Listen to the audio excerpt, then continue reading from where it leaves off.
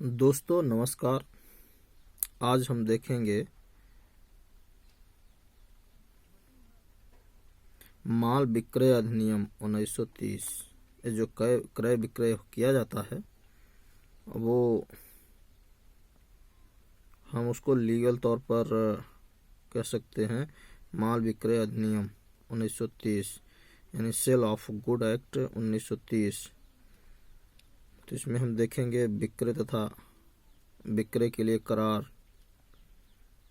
तो यहाँ सेल विक्रय क्या चीज़ है वो देखना है।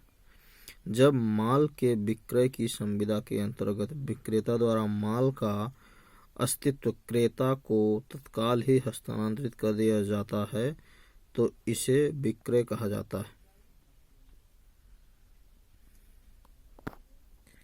यानी सीधी सी भाषा में यदि हम कहें तो इसको इस तरह समझ सकते हैं कि विक्रय कोई वस्तु है, उसको हम बेच दिए क्रेता को, यानी दूसरे व्यक्ति को बेच दिए जिसको आवश्यकता है तत्काल, और उसको दे दिए, हस्तांतरित कर दिए। इसको हम विक्रय कह सकते हैं या कहते हैं। अब विक्रय के लिए ठहराव यानी एग्रीमेंट ऑफ सेल। अब इसमें एग्रीमेंट के लिए विक्रय के लिए इसमें एग्रीमेंट को देखते हैं तो ये विक्रय के लिए एग्रीमेंट होगा। विक्रय के लिए ठहराव में माल का स्वामित्व क्रेता को तत्काल ही हस्तांतरित नहीं किया जाता वरन किसी भावी तिथि पर या किसी विशेष शर्त के पूरा होने पर हस्तांतरित किए जाने के लिए होता है। अब इसमें एग्रीमेंट में क्या होता है कि जैसे कोई चीज़ हमने रेट निर्धारित किए और उसको कुछ पैसे ले लिए और बोल दिए कि भाई हम अगले दिन देंगे, मतलब इस डेट को देंगे। एग्रीमेंट कर लेते हैं हम 2 तारीख के बजाय 5 तारीख को देंगे या 10 को देंगे, कोई एक निश्चित डेट फिक्स कर लेंगे और उसको उस निश्चित डेट को ट्रांसफ़र करेंगे, उसका स्वामी वो हो जाएगा उस वस्तु का।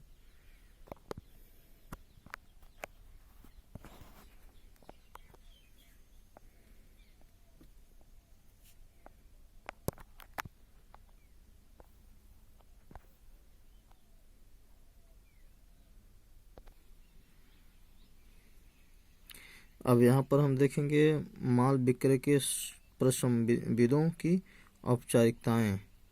यहाँ पर फॉर्मेलिटीज़ क्या क्या होती हैं विक्रय के लिए।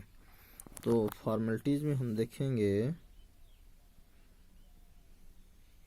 माल विक्रय में प्रसंविदों की औपचारिकताओं के संबंध में माल विक्रय अधिनियम की धारा 5 उल्लंघन करती है, जिसमें दी गई विधि की व्याख्या इस प्रकार है।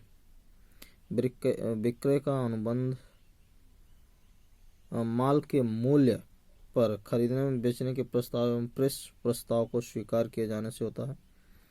ये दूसरा हो जाएगा। उस समय प्रभाव में रही किसी विधि के उपबंधों के अंतर्गत विक्रय का अनुबंध लिखित या मौखिक रूप में या आंशिक लिखित रूप में तथा आंशिक मौखिक रूप में किया जा सकता है अथवा पक्षकारों के आचरण में यह गर्भित हो सकता है। इसी प्रकार हम देख सकते हैं एक पक्षकार द्वारा माल को एक निश्चित मूल्य पर खरीदने एवं बेचने का प्रस्ताव किया जाना और दूसरे पक्षकार द्वारा उसे प्रस्ताव को स्वीकार किया जाना, ये सब होता है।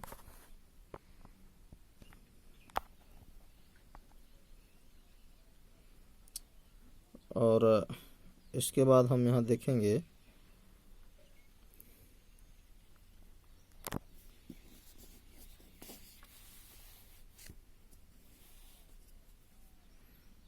ये इसमें विक्रय तथा क्रय के लिए करार में अंतर देखेंगे। इसमें अंतर का आधार होगा बेस ऑफ डिफरेंस और विक्रय के लिए करार agreement of sale base of difference स्वामित्व का हस्तांतरण यानी कि transfers of property in goods. यहाँ पर देखेंगे इसमें माल के स्वामित्व का हस्तांतरण तुरंत ही क्रेता को कर दिया जाता है। अब विक्रय में क्या होता है, विक्रय में माल को तुरंत क्रेता को ट्रांसफ़र कर दिया जाता है, यानी कि हस्तांतरण कर दिया जाता है, दे दिया जाता है। और विक्रय में जो करार होता है उसमें तुरंत स्वामित्व का हस्तांतरण तुरंत नहीं होता है। किसी भावी तिथि, जो तिथि निर्धारित होती है उस दिन उसको हस्तांतरण किया जाता है या करते हैं। अब इसी में दूसरा होता है संविदा की प्रकृति। अब यहाँ पर संविदा की प्रकृति कैसी होती है, नेचर ऑफ कॉन्ट्रैक्ट। तो यहाँ पर हम देखेंगे संविदा की प्रकृति कैसी है। तो यहाँ पर यह एक निष्पादित संविदा होती है। ये जो सेल होती है, यानी कि विक्रय जो होता है वह एक निष्पादित संविदा है। और ये जो एग्रीमेंट होता है वो एक निष्पादनीय संविदा है, एक्स कोर्टरी। अब विक्रेता के दिवालियेपन का प्रभाव, फिर यहाँ पर माल की हानि, लॉस ऑफ गुड्स, फिर क्रेता के दिवालियेपन का प्रभाव। इस तरह ये 4-5 दिए गए हैं।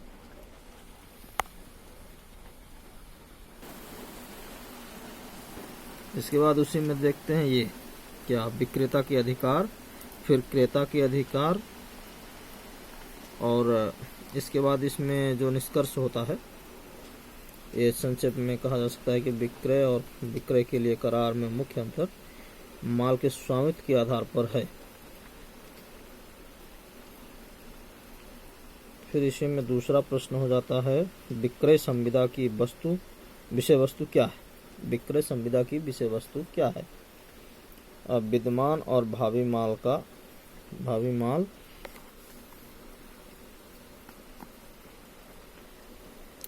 माल को समझाइए। तो यहाँ पर हम देखते हैं विक्रय संविदा, यानी विक्रय संविदा की विषय वस्तु क्या है।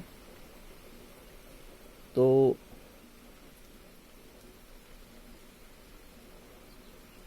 विक्रय संविदा की विषय वस्तु माल है, गुड्स है। विक्रय संविदा की विषय वस्तु माल होती है। इससे विक्रय संविदा की औपचारिकताओं के अंतर्गत विक्रय संविदा के गठन के लिए माल का होना आवश्यक है। अब चूंकि क्रय विक्रय किसी माल का ही हो सकता है, किसी वस्तु का ही क्रय विक्रय हो सकता है, क्योंकि वो बेची जाएगी, खरीदी जाएगी, तो ये किसी वस्तु का ही क्रय और विक्रय हो सकता है, क्रेता और विक्रेता हो सकते हैं। तो इसलिए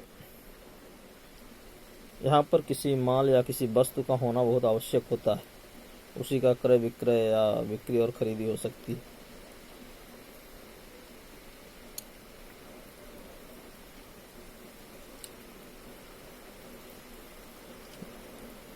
अब यहाँ पर देखते हैं माल क्या है। इसका स्पष्टीकरण माल विक्रय अधिनियम की धारा 2 उपधारा 7 में दिया गया है। इसके अनुसार माल से आशय वाद योग्य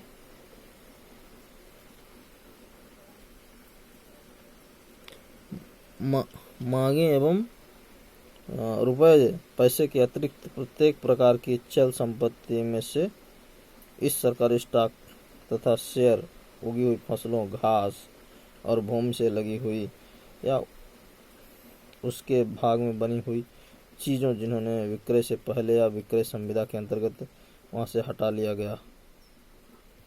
तो इस तरह तमाम चीज़ें हैं।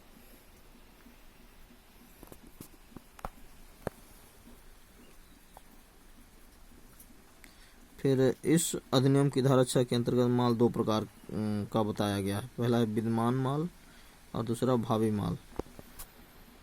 इसमें एक्सिस्टिंग गुड्स में क्या होता है, विद्यमान जो तुरंत होता है, भावी माल वह है जो फ्यूचर्स में होता है। ऐसा माल जो विक्रय संविदा किए जाते वक्त विक्रेता के स्वामित्व में है एवं उस समय अस्तित्व में है विद्यमान माल कहा जा सकता है।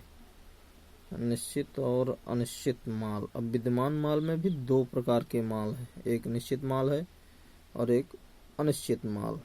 अब भावी माल को देख लेते हैं। भावी माल का क्रय विक्रय, ऐसा माल जो विक्रय संविदा किए जाते समय अस्तित्व में नहीं है, भावी माल कहलाता है।